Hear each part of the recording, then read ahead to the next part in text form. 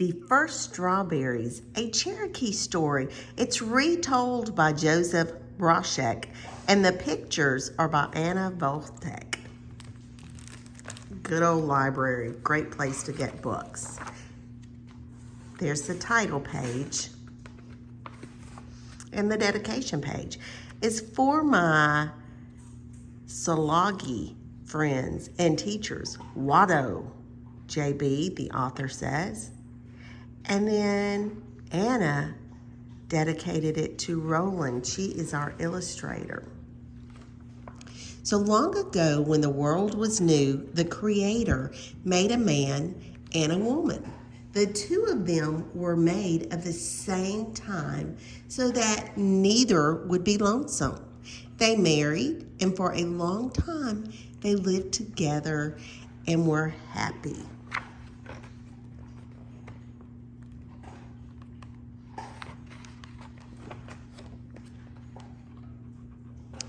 Then one afternoon, the man came home from hunting and found that the woman had not begun to prepare their meal. Instead, she was out picking flowers.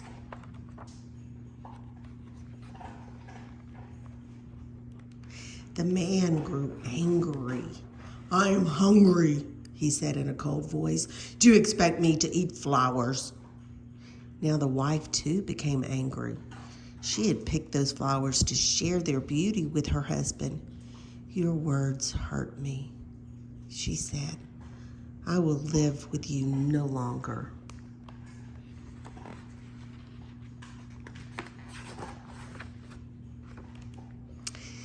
She turned to the west and began to walk toward the sun. Her husband followed, but her steps were too quick.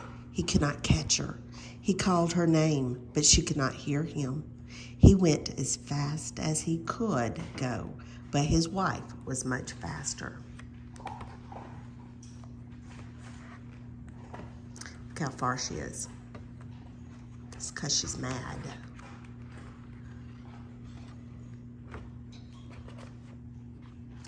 The son watched as the husband followed her.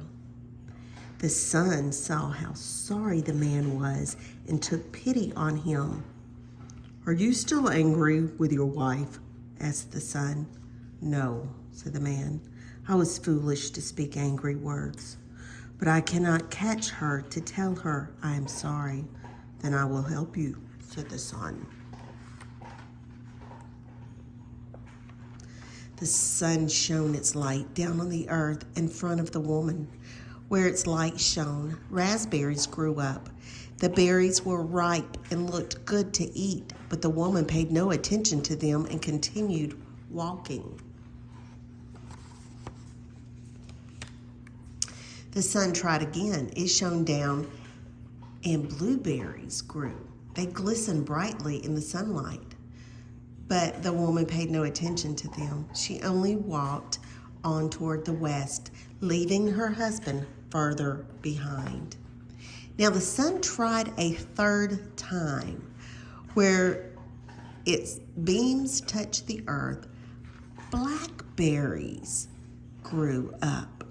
They were dark and plump, but the woman's anger was too great and she did not see them. At last, the sun tried its hardest. It shone its light down in the grass right in front of the woman's feet, and strawberries appeared. They glowed like fire in the grass, and the woman had to stop when she saw them in front of her. She knelt down and plucked one and bit into it. She had never tasted anything like it before. Its sweetness reminded her of how happy she and her husband had been together before they quarreled. "I must gather some of its fruit for my husband," she said, and she began to pick the berries.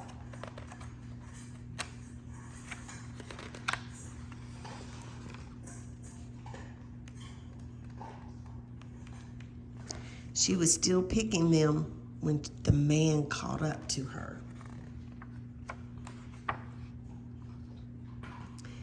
"Forgive me for my hard words," he said to her, and she answered him by sharing the sweetness of the strawberries. So it was that strawberries came into the world.